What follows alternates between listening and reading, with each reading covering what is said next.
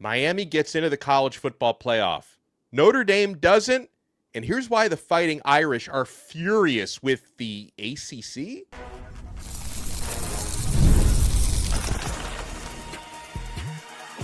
You are Locked On ACC, your daily podcast on the Atlantic Coast Conference.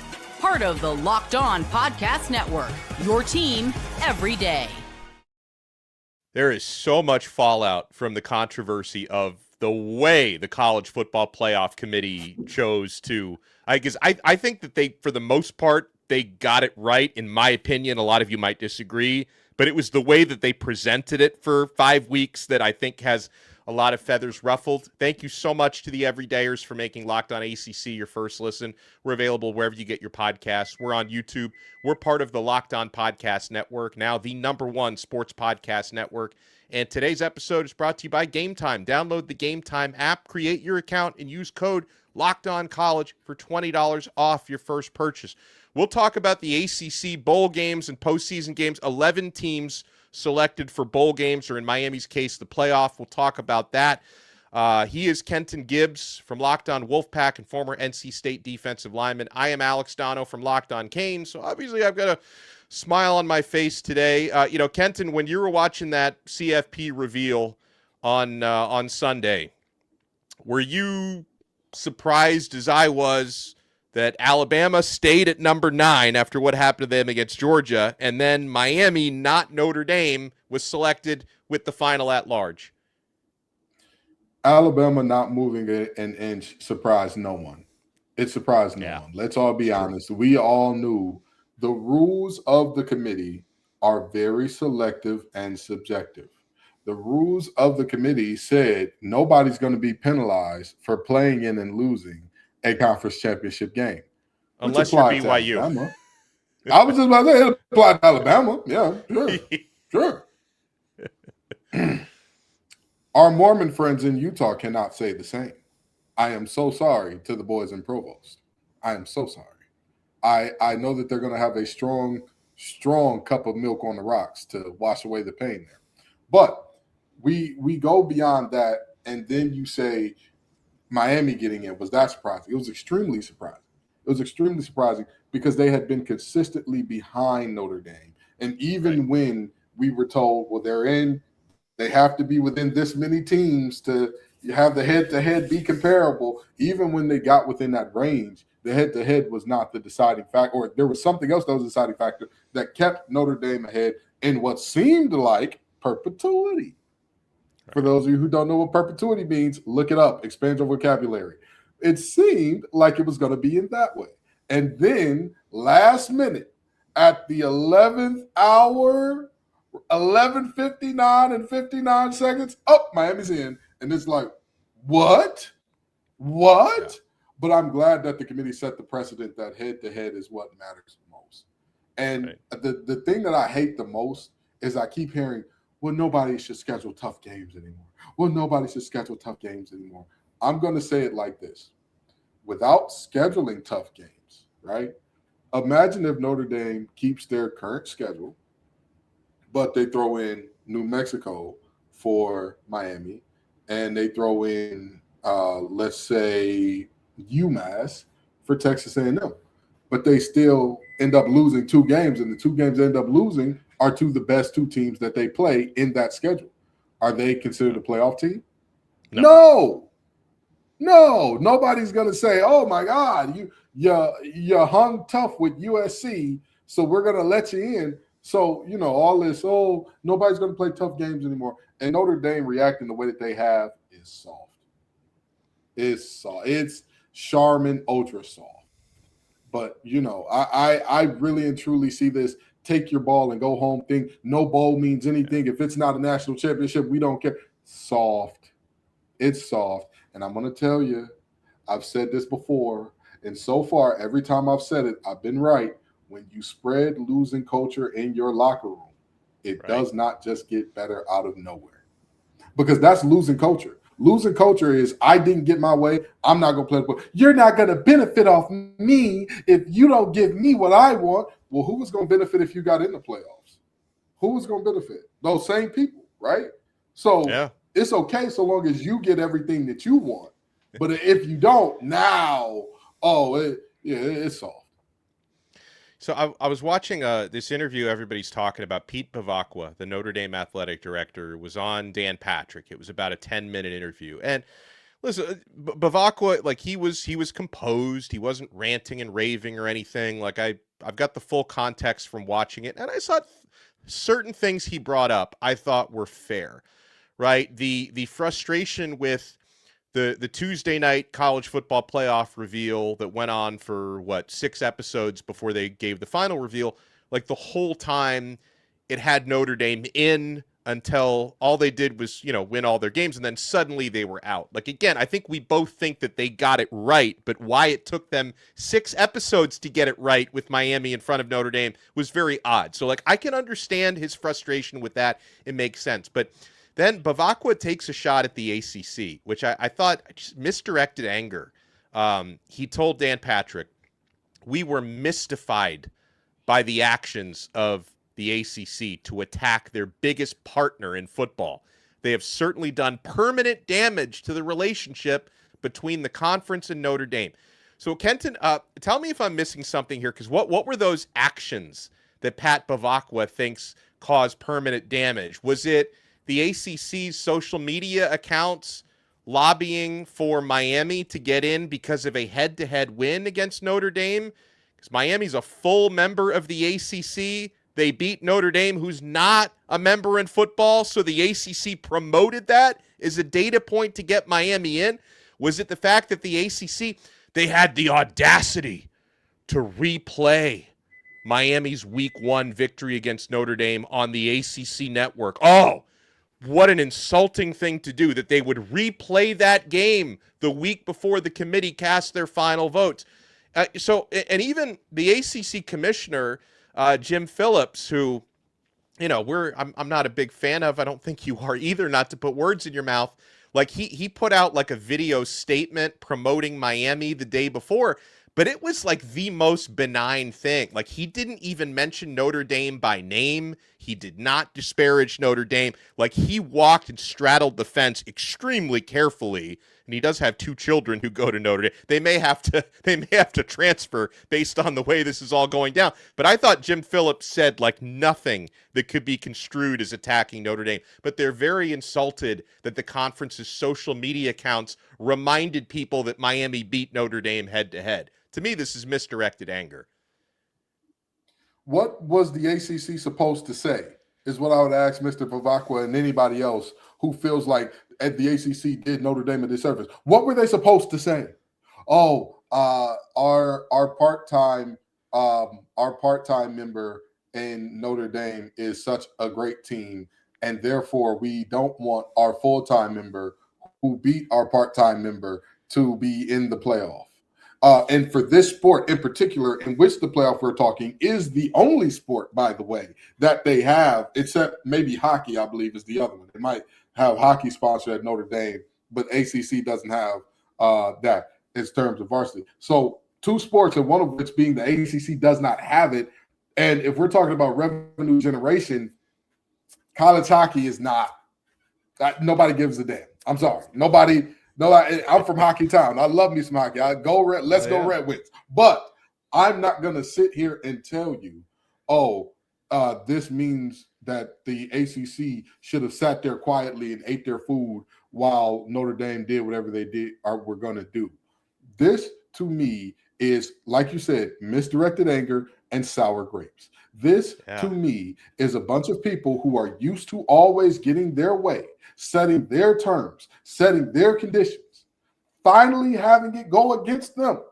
And now it's, oh, my Lord, my Lanta, I can't believe it. I can't believe it. If we were in the ACC, we'd miss out on the playoff just like your champion. Are you so in your mind? If you were in the ACC, you go 7-5? No, right? You imagine that you'd still be 10-2. You imagine that you'd still be 10-2. And Donno, correct me if I'm wrong, but a 10-2 team with a much smaller brand and a much worse football history than Notre Dame was a lock for the playoff if they won the conference championship. Correct or incorrect? Yeah, it's correct. Oh, okay. So it seems to me, methinks you wouldn't have been hurt by that. In this particular instance, you could talk about all the money and all the logistics and all the things along those lines, but in this instance that we are talking about here, people are not proposing anything crazy or illegitimate. And beyond that, it is, to me, foolish to say, because we are partners with you all, and because we are members in every other sport, you should also give us the benefit of the doubt and sit there quietly and shut your mouth when the biggest revenue generator is on the table. Stop. Yeah, I mean, if you want to get treated like a full-time member of a conference, join a conference. It's the last thing I'm going to say on that. And if you don't want to join a conference because you feel you're better off being independent and you've got this sweet TV deal with NBC, then understand the consequences that come with that. That you can't expect the conference, who you treat like they're your side piece, you can't expect them to promote you over their wife when the wife beats you head to head and you're trying to get wifey into the playoffs. You can't expect that sort of treatment. What do you mean the wife got the hotel on Valentine's Day, the trip to Paris and the roses and all that? I, as the side piece, don't deserve that, Donno? What do you mean? What? I just get the Motel 6 and the Holiday Inn. Meanwhile, the wife is eating baguettes at the Eiffel Tower. Oh, I'm shocked. I'm miffed. Well, we got to talk a little bit about Miami when we come back. So Miami is the ACC's only representative in the college football playoff, and they're going to have a difficult matchup and a tough road environment at Texas A&M, but I think they catch a little bit of a break with the scheduling. You want to keep it locked right here. We're only getting started on this brand new episode of Locked On ACC.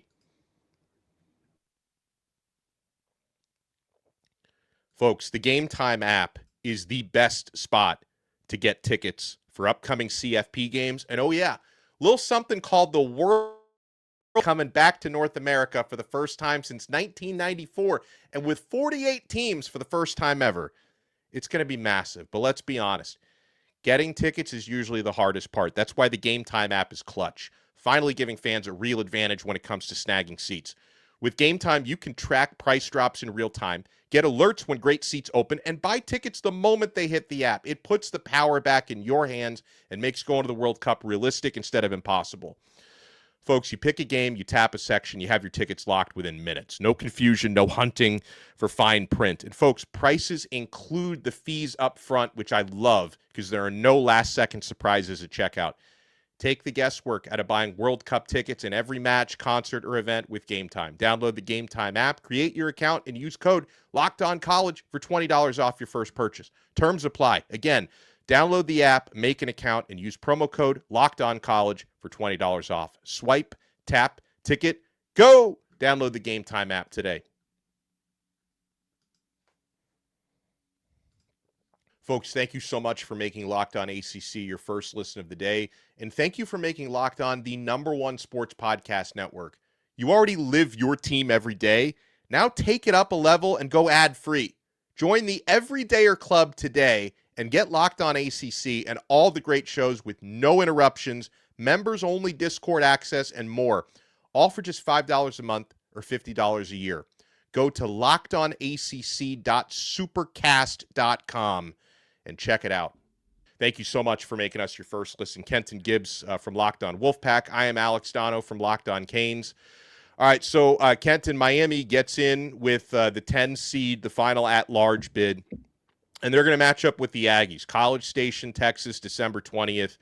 Two really good football teams. And Kenton, there's a lot of strength versus strength on these teams, both really good up front. I mean, Miami's defensive line has the highest Pro Football Focus grades in the country. Texas A&M's defensive line are co-leaders in the nation in sacks with Oklahoma.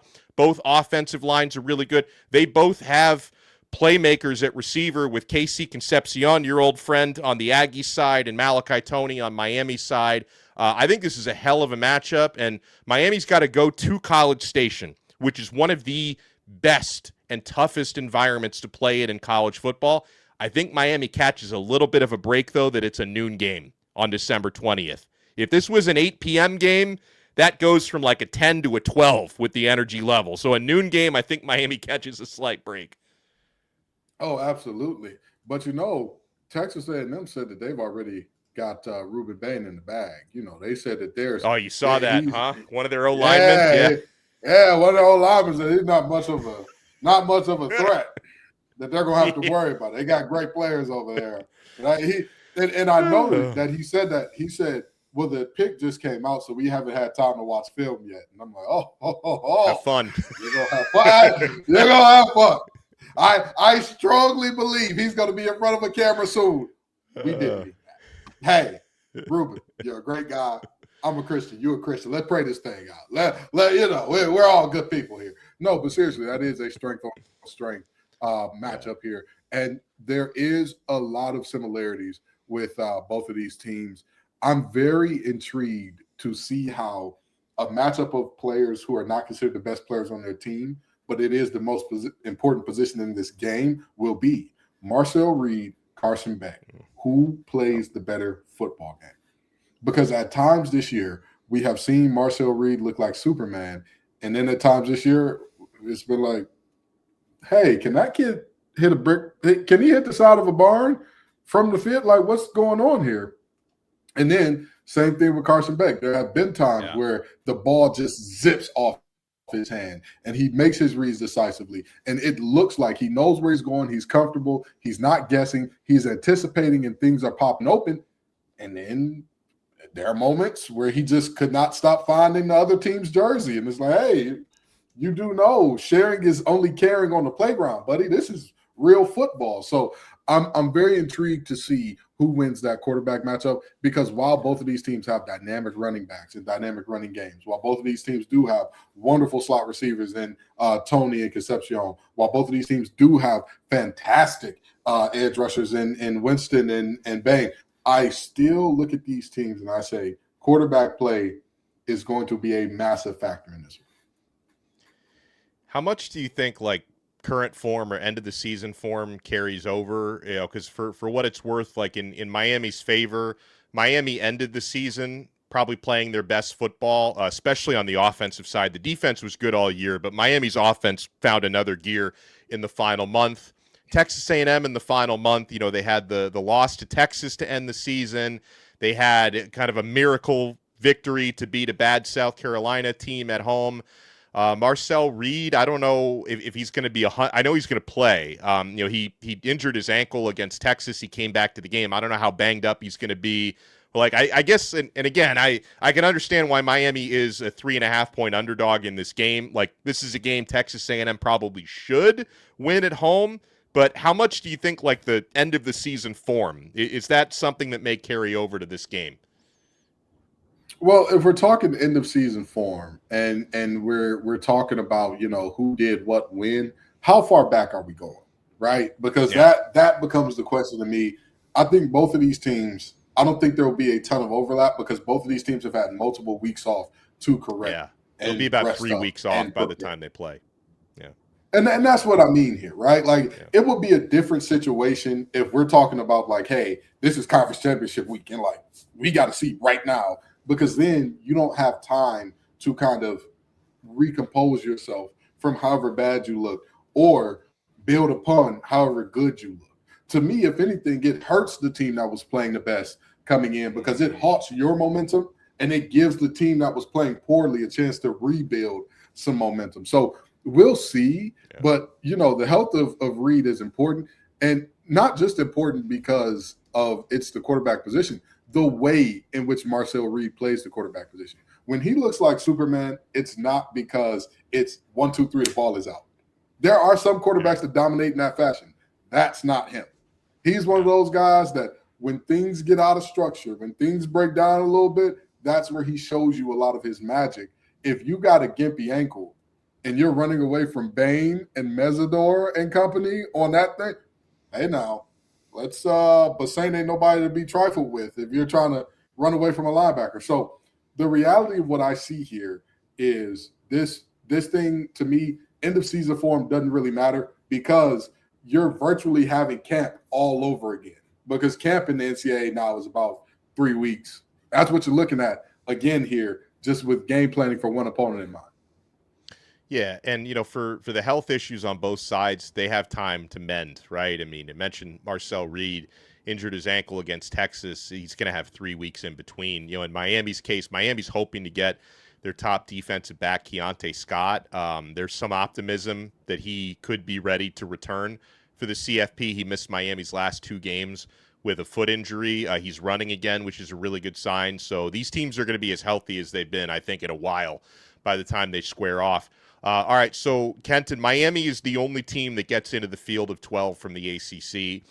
I wasn't surprised that Duke didn't get in. I think we were both hoping that Virginia would win the ACC championship game because they would have been a lock with an auto bid.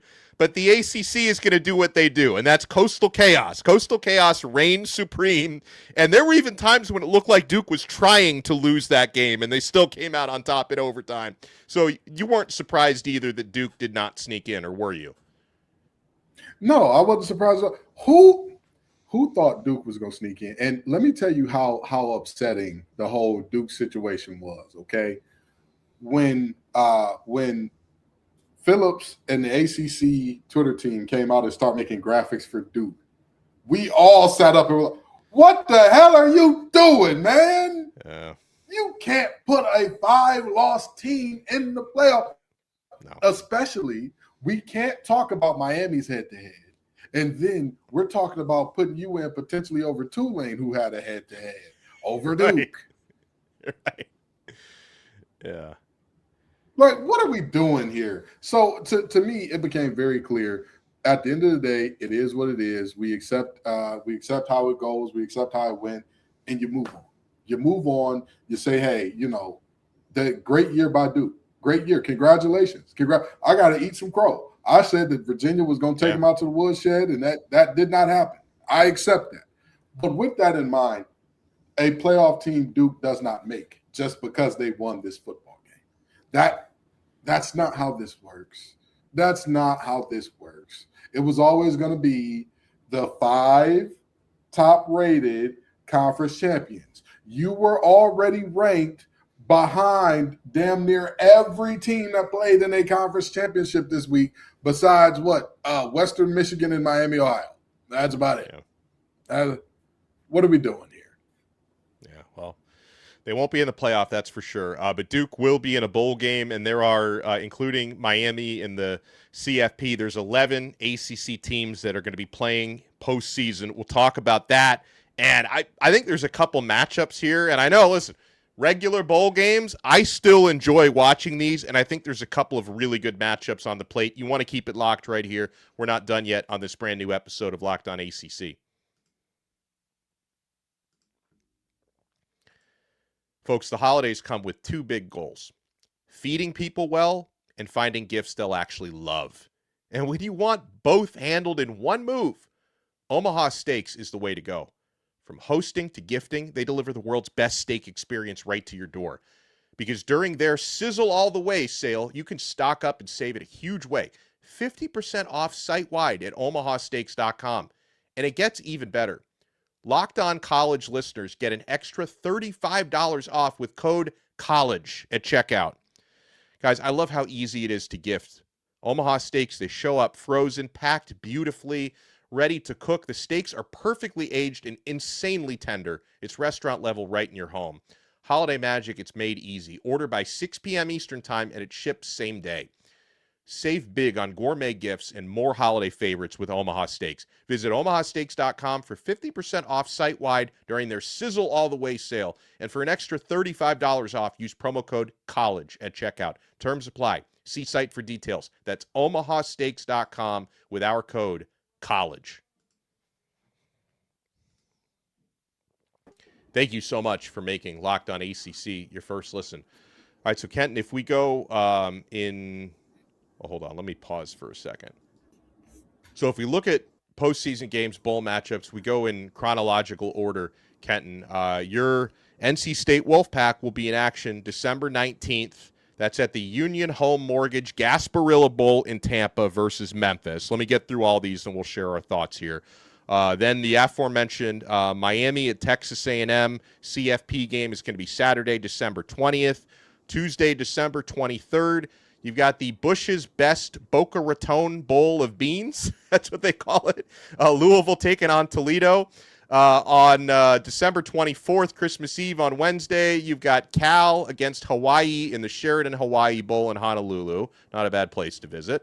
December 27th, you've got the Go Bowling Military Bowl. Pitt taking on East Carolina. Saturday, also the same day, December 27th, the Bad Boy Mowers Pinstripe Bowl. I like this matchup. Clemson against Penn State. On December 27th in the Pop-Tarts Bowl in Orlando. This is the one that Notre Dame turned down. So Georgia Tech is in. They're going to take on BYU. I like that matchup. Notre Dame, BYU would have been even more fun, but Georgia Tech, BYU is good. Also December 27th, you've got 19th ranked Virginia against Mizzou. I like that matchup. December 31st, the Tony the Tiger Sun Bowl. You've got Duke against Arizona State. Duke, the ACC champions. On January 2nd, in the Duke's Mayo Bowl in Charlotte, you got Wake Forest against Mississippi State. And then also on January 2nd, the Trust and Will Holiday Bowl in San Diego is going to have SMU against number 17 Arizona. Did any of those tickle your fancy? First of all, as much as I give Duke football crap about their fans not showing up and all that, they deserve better than the Sun Bowl. They should have been the team selected to be in the Belk Bowl or something like that, because Duke's Mayo Bowl or something, because they've earned that. They're the conference at least like the Pop-Tart. Like I know, exactly. I know people make fun of the Pop-Tart Bowl, but it's a bigger bowl. It's a bigger bowl, and whether you like it or not, Duke is your ACC champion. I'm sorry, that's a fact. That's a fact. So celebrate the ACC champion, give them respect as the ACC champions, and go from there. Now, with that in mind, Clemson and Penn State, imagine, if you will, coming into the season, telling everybody, hey, do you know that Clemson and Penn State will be playing this year during bowl season? What would everybody say? Well, of course, in the playoff, yeah, Sugar Bowl, Rose Bowl, Orange Bowl, Tostito Fiesta Bowl, something like that. Oh, no. The Pinstripe Bowl, you say? Yeah. The Pinstripe Bowl? Oh, boy. And then you say one of those teams won't have their coach. One team will be coachless in that game. What? What is happening? Do we live in the upside down? Or it has to be Dabo, because it couldn't be the team that was just this close to a national championship last year. Couldn't be them. Oh, they're without their coach. What a world we live in. You know, if somebody woke up from an 11-month coma right now and was like, wait, what's going on in college sports? They wouldn't believe it. And yet here we are. I think that's a very interesting matchup for a ton of reasons. I'm very interested to see who actually plays. How do these two field a team? Because I'd be shocked. Clemson doesn't normally have problems with transfers. Penn State, on the other hand, a recruiting class of two people. Congratulations. This show has as many hosts as Penn State had signees. So congratulations to us for matching them in volume. Give yourself a hand, Donno. But in all seriousness, this is just one of those things that's like, man, this is tough. Yeah, no doubt. And that's the thing that I hate most about bowl season are the opt-outs. Like I can't. It's just, unfortunately, it's the world we live in. Because I also I don't want to like tell these young men if they're about to go to the NFL, like, hey, you have to play in the Tony the Tiger Sun Bowl. Like, it feels weird to say that, but I do miss the days when everybody would suit up and you were getting a version of what a team looked like in the regular season. You rarely get that these days outside of the CFP. Yeah, and I understand that, and I'm not going to sit here and say that that's not unfortunate to see. I'm not going to sit here and say, oh yeah, we all desire bowl games where we're basically dragging out a skeleton crew of guys. Nobody wants that. Nobody wants that. But it's the reality of where we are. And let's be honest, Donno, you and I are football sickos.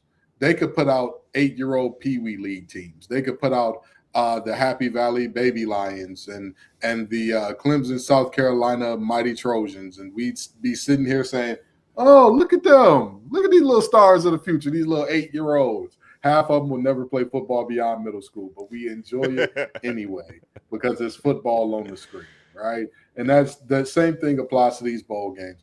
I just want to see teams playing their hearts out. That's why I really don't mind the opt-outs, because even with, what we saw, perfect example, what we saw from Miami and Rutgers in that bowl game last year, that to me, or not last year, that was 2 years ago, wasn't it? It's 2 years ago. Last year? Yeah. Yeah. No, 2 years 2 ago. years ago was Rutgers. Yeah. Last year, Yes. Miami played Iowa State. Right. And that was Cam Ward played like what, a quarter or a half or something, and then it was done for the rest. It was good to see, because Donno, you wouldn't question Miami's effort in that game, despite them losing. That was not a game where you would say Miami's effort was not there. They played their heart out. Rutgers played their heart out.